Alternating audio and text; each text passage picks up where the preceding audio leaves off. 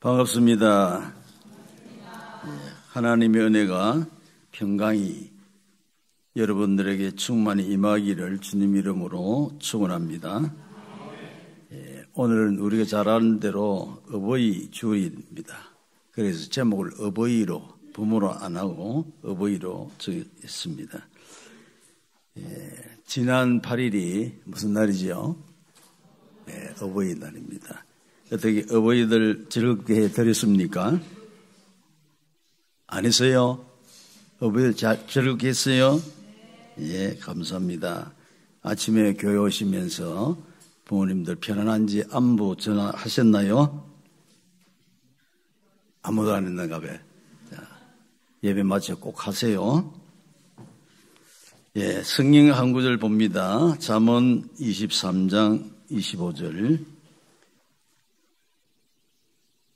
네 부모를 즐겁게 하며 너를 낳은 어미를 기쁘게 하라. 아멘. 예, 이 말씀 보면은 부모를 즐겁게 하고 기쁘게 하는 것이 효도하는 것이라는 말씀이 됩니다. 효도에 대해서 유교의 성전인 논어에 보면은 부친이 생존할 때에는 그 뜻을 살피고 부친이 세상을 떠나면 그 행적을 살펴 부친이 해오던 방법을 3년 동안 고치지 않는다면 효자라 할 수 있다. 그렇게 말하고 있습니다. 장자는 말하기를 공경하는 마음으로서 효도하기는 쉬워도 사랑하는 마음으로서 효도하기가 어렵다고 말했습니다. 이어의 율곡집에 보면은 3,000가지 제 중에 불효가 가장 크다고 말하고 있습니다. 독일 속담에 보면은 한 아버지는 10아들을 기를 수 있으나 10아들은 한 아버지를 봉양하기가 어렵다. 그렇게 말하고 있습니다. 소학에서는 말하기를 부모를 사랑하는 사람은 남에게 미움을 받지 아니하고 부모를 공경하는 사람은 남에게 업신여김을 받지 않는다 그랬습니다. 잘 기억하시기를 바랍니다. 성경 레위기 19장 3절에는 하나님께서 뭐라고 말씀하시는가 하면은 너희 각 사람은 부모를 경외하라고 말씀하셨고 마태복음 15장 4절에는 예수님께서 하나님의 이르시되 네 부모를 공경하라 하시고 또 아버지와 어머니를 비방하는 자는 반드시 죽임을 당하리라고 말씀하고 있습니다. 우리가 즐겁게 드릴 부모들을 먼저 우리가 이해를 해야 할 줄 압니다. 우리의 부모들이 어떤 분인가? 우리의 어버이는 어떤 사람들인가? 예를 들어 말씀을 드립니다. 아르메니아의 대지진이 일어났을 때 그 무너진 건물 속에 모녀가 깔려 있었습니다. 불과 26세의 어머니와 4살 된 딸입니다. 어린 아이가 지금 배가 고파서 헐뛰고 있습니다.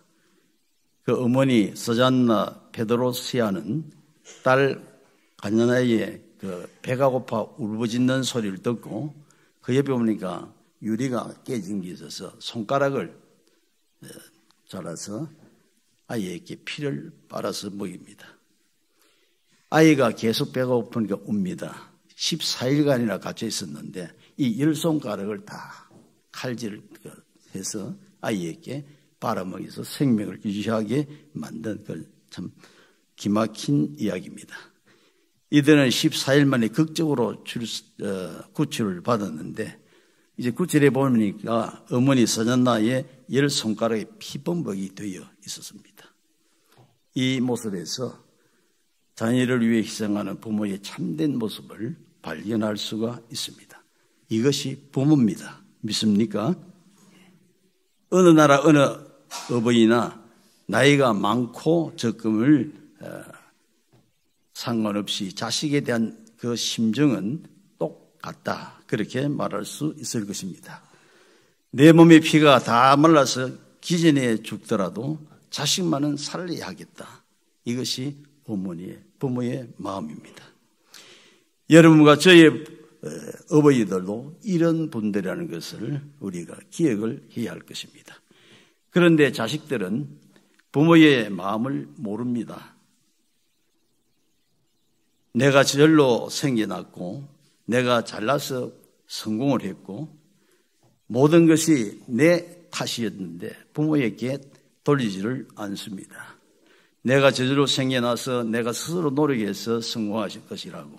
그래서 늙어 초라하게 보이는 부모에 대해를 무시하게 되고 귀찮아하게 되고 오늘의 내가 있는 것 전부 다 부모님의 은혜인데도 그것을 모르는 것입니다. 고맙다는 말하지를 않습니다. 감사가 없습니다. 효도가 없습니다.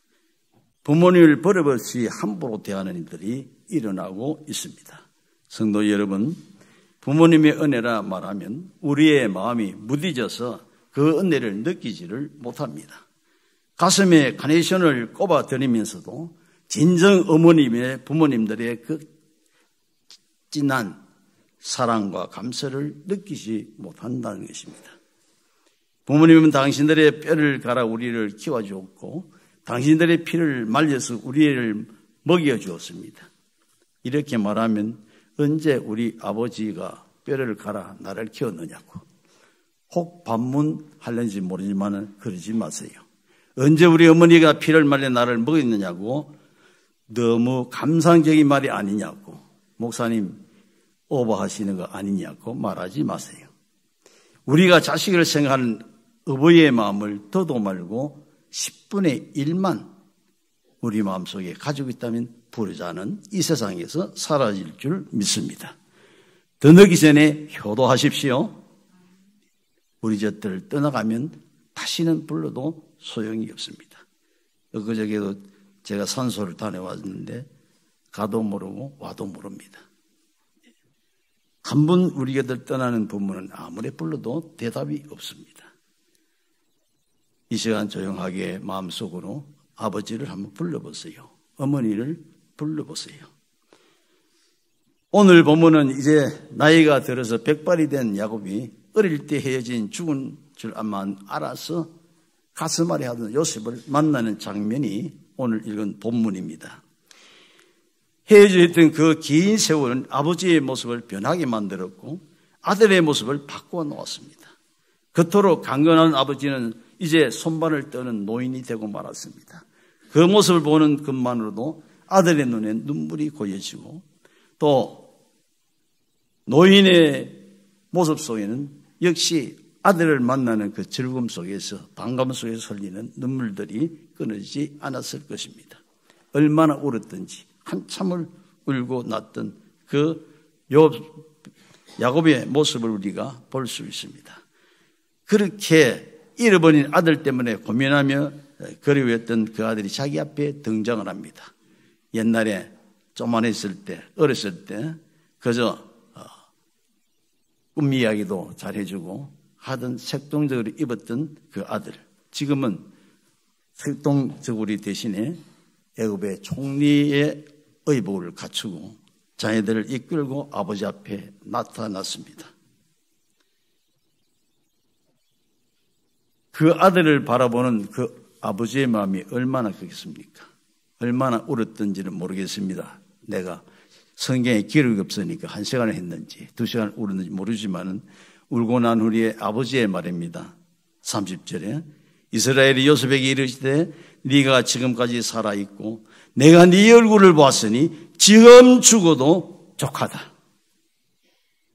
이것이 부모의 기쁨입니다. 내가 네 얼굴을 봤으니까 이제는 죽어도 한이 없다. 그것이 부모의 기쁨이고 자식 때문에 너무 기뻐서 죽어도 상관이 없다는 이 행복이 부모의 행복입니다. 효라는 것은 부모에게 바로 이런 기쁨을 안겨주는 것이 효가 될 줄 믿습니다. 우리는 야곱과 요셉의 이 만남을 보면서 나와 내 부모의 만남을 늘 이처럼 어버이를 즐겁게 드리는 저와 여러분이 되시기를 위해서 오늘 주시는 말씀을 기억하시고 다 부모를 즐겁게 하는 자들이 되기를 축원합니다. 우리가 먼저 해야 할 것은 무엇인가 하면은 내 부모님이 나를 위해서 험악한 세월을 보내신 것을 인정하시길 바랍니다. 우리의 부모에 대한 그 삶, 그 고통, 그 괴로움들을 우리는 전혀 인정하지 못하고 살아간다는 것입니다. 요셉은 바로 왕 앞에 아버지를 인사를 시킵니다. 8절 9절의 말씀에 보면 야곱에게 왕이 말합니다. 네 나이가 얼마냐 물으니까 야곱이 대답합니다. 내 나그네 길의 세월이 130년이다. 내 나이가 얼마 못되니 우리 조상의 나이에 그 세월에 비교가 되지 않는다는 것입니다. 그러나 나의 일생은 험악한 세월을 보냈습니다. 이렇게 답을 합니다. 이는 야곱의 자신이 130년 생을 스스로 평가하는 말입니다. 자신의 인생은 험악한 세월이었다는 것입니다. 아버지 이삭의 아들로 야곱은 자랄 때 비교적 사랑을 받았고 평탄한 세월을 살았습니다. 소년시절 집안에서 도련님처럼 어머니의 사랑을 혼자 받으면서 행복하게 자란 자가 야곱입니다. 그 후에 그가 아버지의 집을 떠나서 바단 아람에서 20년 동안 각지 어려운 고통을 당했지만은 이 정도는 젊은이로서 해야 할 만한 고생입니다. 야곱의 험한 세월은 언제부턴가 하면은 자녀가 나와서부터입니다. 거기서부터 고생이 시작되고 괴로움이 시작된 것입니다. 네 번의 아내 때문에 10명의 12명의 아들을 낳고 외동딸을 낳고 적어도 13남매를 얻게 됐습니다. 자, 자식들은 엄마가 다 다릅니다. 이것들이 아마 성경에는 그런 기록이 없지만은 엄마가 다르니까 서로 간에 완력도 생기질 수 있고 다툼도 있었을 것입니다. 게다가 장남 르벤은 서모 빌라를 통간하는 아버지의 짐승을 더럽히는 범죄를 합니다. 가장 사랑하는 아들 요셉은 다른 형제들을 통해서 잊어버리고 맙니다. 외동딸 디나는 이민족을 족장을 통해서 급탈을 당합니다. 넷째 아들 유다는 며느리에게 임신시키에 두 아들을 낳습니다. 그리고 인생 말년에는 혹독한 기근으로 고생하다가 식량을 구하기 위해서 애굽으로 아들들을 보냅니다. 그런데 돌아온 갔던 아야동에 하나가 부도가 결혼이 생겼습니다. 누구입니까? 시몬입니다. 거기에 불모로 잡혔습니다. 또 하나 아들을 잃어버렸습니다. 지금까지 요셉을 잃고 그렇게 애지중지 키웠던 베냐민조차도 인질로 잡혀버리고 맙니다. 얼마나 어버이의 마음이 아프겠습니까? 얼마나 고통이 되겠습니까? 얼마나 괴롭겠습니까? 이 모든 불행들이 자식들 중심으로 벌어졌다는 사실입니다. 자기 자녀들 그런 고생 안 했는데 이 자식들이 생기고 나니까 그의 삶이 고된 생활이었고 아픈 생활이었다는 것입니다. 야곱은 이런 불행이 계속되자 자식들을 향해서 하는 이야기가 42장 36절에 나옵니다. 그들의 아버지 야곱이 그들에게 이르되 너희가 나에게 내 자식들을 잃게 하도다. 요셉도 없어졌고 시몬도 없어졌고 베냐민까지도 빼앗겼다고 그렇게 그로 인해 나를 왜 괴롭히냐고 말씀을 합니다. 이 말씀은 자식들 때문에 한 시간도 피할 날이 없었다는 이야기입니다. 자식들은 그저 자라는 것 같이 보여지지만은 부모의 마음속은 편한 날이 없는 가운데 자란다는 들이 자녀들입니다. 바로 앞에서 자신의 삶을 험악한 세월이라고 정의하는 이 야곱의 속에서 아비로서 겪었던 아픔의 세월을 우리가 읽어볼 수가 있습니다. 우리의 부모가 다 그렇게 우리를 키웠습니다.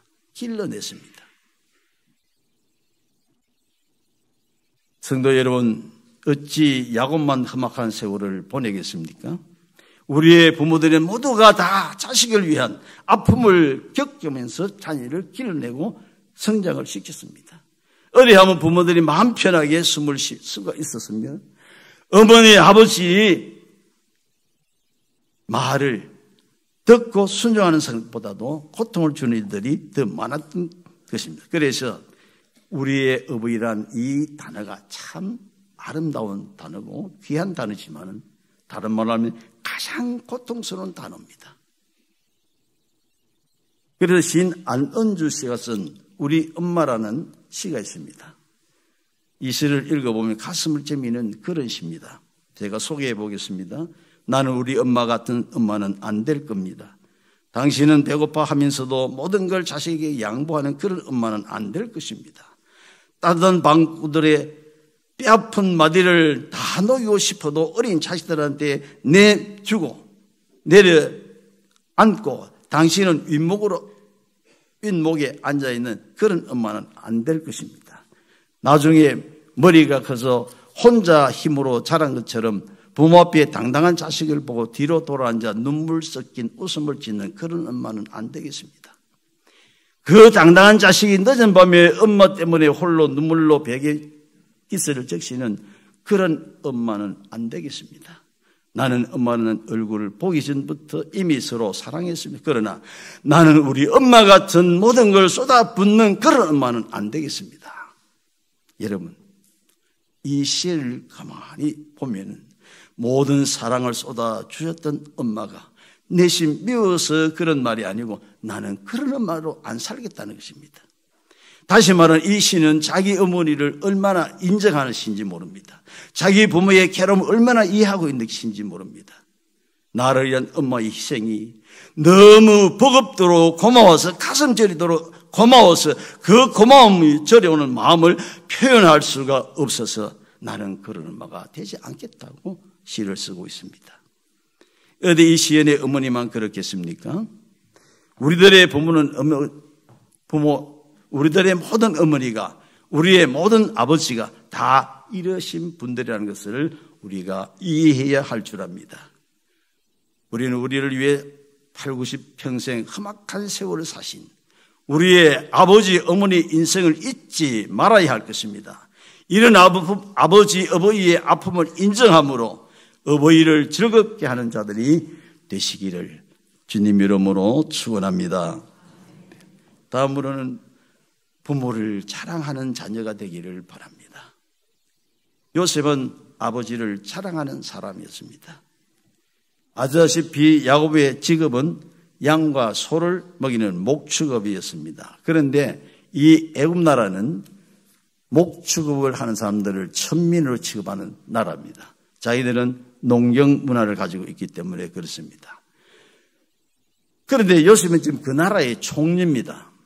자, 요셉의 그 총리의 자리에 있는데 그 요셉의 아버지가 우리가 천대하는 그 양을 먹이고 짐승을 먹이는 목축업하는 사람이라고 그렇게 멸시할 수밖에 없는 그런 형편입니다. 그런데 이 요셉은 목축업하는 그 아버지를 왕 앞에 당당하게 소개하고 있습니다.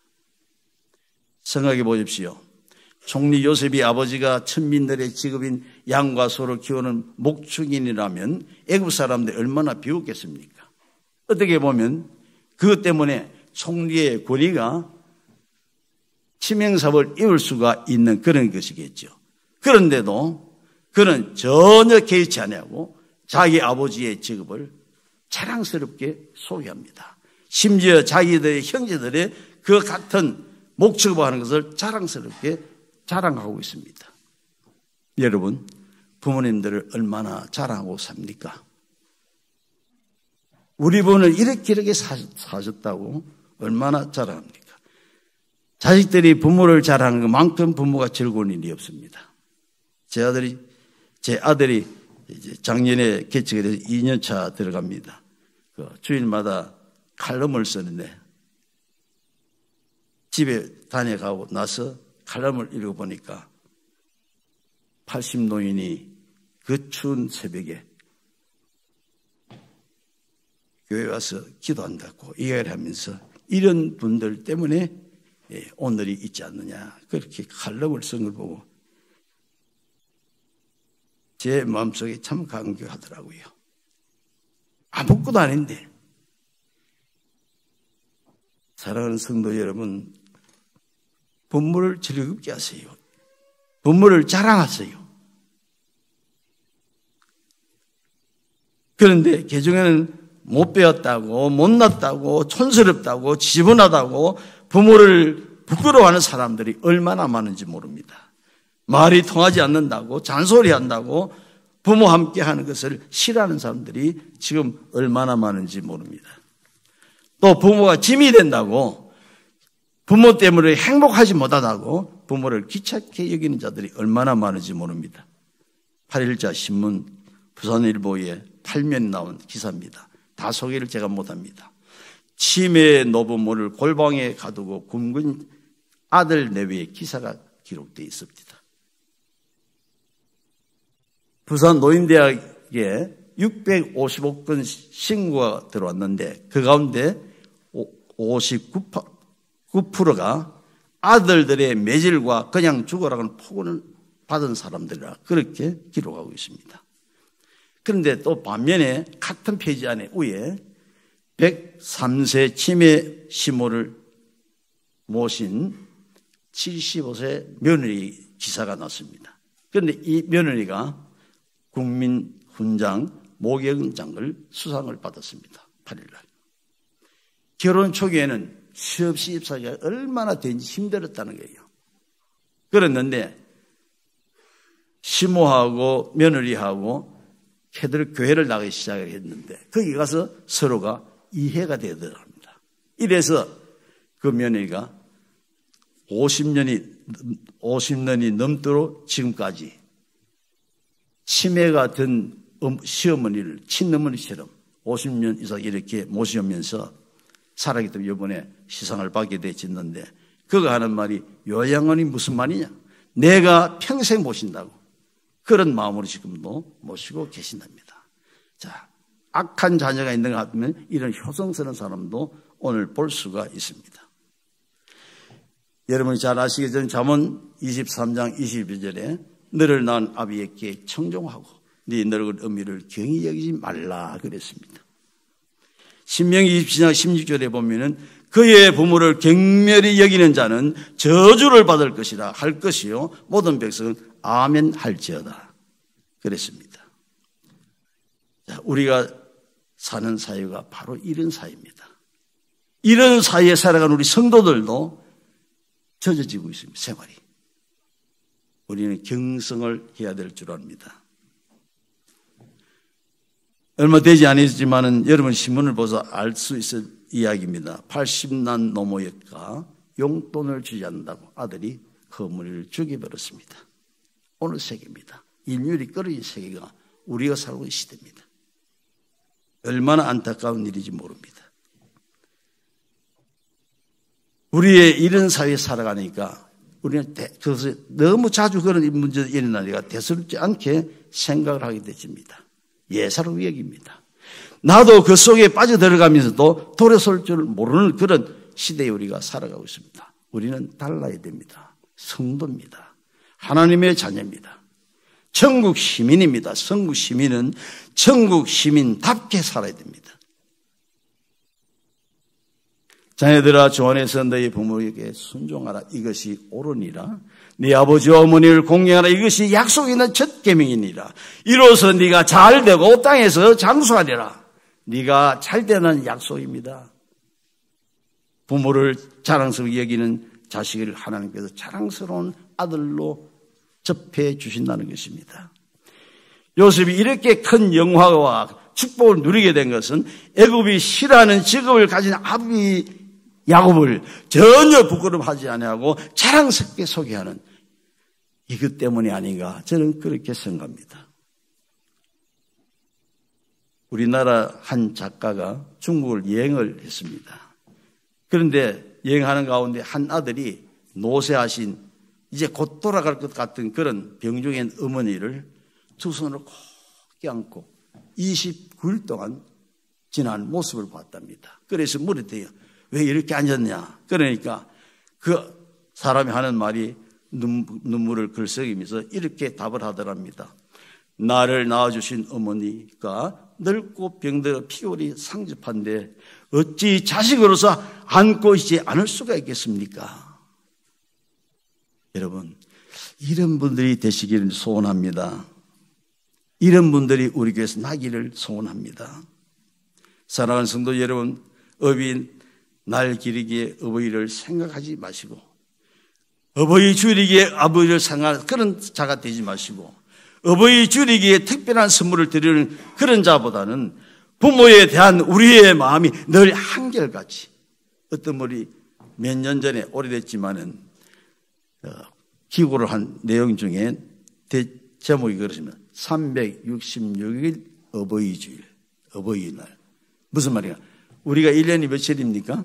365일인데 그게 366일 어버이날. 매일 부모로 생각하고 매일 생각도 부족하다는 이야기입니다. 그런 마음으로 부모를 생각하고 부모를 섬겨야 된다는 그런 의미에서 글을 쓴 것입니다. 사랑하는 성도 여러분, 어버이날에게 어버이를 생각하지 마시고 어버이 주일이기 때문에 선물을 드릴 필요가 없습니다. 부모에 대한 이 말은 내가 하지 말란 말이 아니에요. 잘못했다는 이야기가 아니에요. 부모에 대한 우리의 마음이 늘 한결같아야 된다는 이야기입니다. 나를 위해 험악한 세월을 보내신 부모님을 한시도 잊지 마시기를 주님의 이름으로 축원합니다. 마지막으로 어버이의 말씀을 순종하시기 바랍니다. 요셉은 아버지의 유언을 잘 지킨 사람입니다. 창세기 50장 5절에 보면 우리 아버지가 나로 맹세하게 하여 이르되 내가 죽고는 가나안 땅에 내가 파놓은 묘실에 나를 장사하라 하였나니 내가 올라가서 아버지를 장사하게 하소서 내가 다시 오리라 하라. 왕에게 그렇게 이야기해 달라는 이야기입니다. 그래서 유언을 지켜서 아버지 명대로 그 파는 곳에 옮겨 장례를 했습니다. 에베소 6장 1절에 뭐라고 했습니까? 자녀들아 주 안에서 너희의 부모에게 순종하라. 이것이 옳으니라. 순종은 부모 공경의 으뜸이 됩니다. 한번 따라합시다. 순종은 부모 공경의 으뜸이다.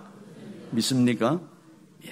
요셉은 아버지의 유언에 순종해서 아버지의 시선을 애굽 땅에 장사하지 아니하고 먼 길을 올라가 가나안 땅에 아버지의 말대로 장례를 지냈습니다. 뿐만 아니라 그는 아버지의 아들 형제들에게도 50장 22절에 보면 당신들은 두려워하지 마소서 내가 당신들과 당신들의 자녀를 기르리다 하고 그들을 간곡한 말로 위로하였더라 그렇게 말하고 있습니다. 부모가 가장 기뻐하는 것이 뭔지 아십니까? 자녀들이 화평하게 화목하게 사는 모습이 부모들의 가장 기쁜 일입니다. 자녀들이 진리 안에서 화목하는 것보다 더 큰 기쁨이 없습니다. 형제가 연합하여 동거하면 모든 축복의 근본이 된다는 것을 기억하시기 바랍니다. 시편 133편 1절에서 3절에 보면 보라 형제가 연합하여 동거함이 어찌 그리 선하고 아름다운고 머리에 있는 보배로운 기름이 수염 곧 아론의 수염에 흘러서 그의 어깨까지 내림 같고 헐머니 이슬이 시온의 산들에 내림 같다. 거기서 여호와께서 복을 명하셨나니 곧 영생이라. 여러분 이런 복 받으세요. 미국 건국 연대가 1000년이 아직 못 됐습니다. 그런데 그 나라가 왜 세계의 제1국이 되져 갑니까? 짧은 세월 안에 하나님을 잘 섬겼기 때문이라고 봅니다. 또 하나는 어버이 공경에 대한 지도자들의 바른 자세 때문이라고 봅니다. 또 그 지도자들이 어버이에 대한 그 공경의 자세를 바로 했기 때문에 국가적으로 복을 받았다고 보겠습니다. 미국 나라 건국의 아버지 되는 일대 대통령인 조지 워싱턴의 이야기입니다. 이 워싱턴은 원래 뱃사람이 되고 싶어 선장이 되려고 배의 일을 하고 이제는 그의 배에 타기 위해서 짐을 꾸려가지고 배에 탔습니다. 그런데 어머니가 울면서 따라옵니다. 왜 네가 배를 타러 가냐고. 아무리 말도 고집을 세우고 배에 짐을 실고 올라타는데 계속 눈물을 흘리는 어머니를 바라본 이 워싱턴이 따라 나온 하인에게 짐 가지고 나오느라 내가 어머니를 저렇게 울리면서 내가 하고 싶은 일을 안 하겠다. 그러면서 어머니를 따라 나왔습니다. 그런데 그 모습을 보면 어머니가 얼마나 반가웠겠어요. 얼마나 좋았겠어요. 아들에게 하는 축복의 말이 부모를 공경하는 자를 하나님께서 복 주신다. 하신 성경처럼 네 장래에 큰 복이 있을 것이다. 그랬습니다. 그런데 그 말대로 배싸움이 돼서 선장이 되려던 꿈을 사라졌지만은 배보다 훨씬 큰 미 대륙에 운전할 수 있는 대통령이 된 것입니다. 할렐루야. 부모의 말씀을 순종하니까 엄청나게 기도도 안 했던 복을 누립니다. 여러분 잘 섬기고 순종하세요.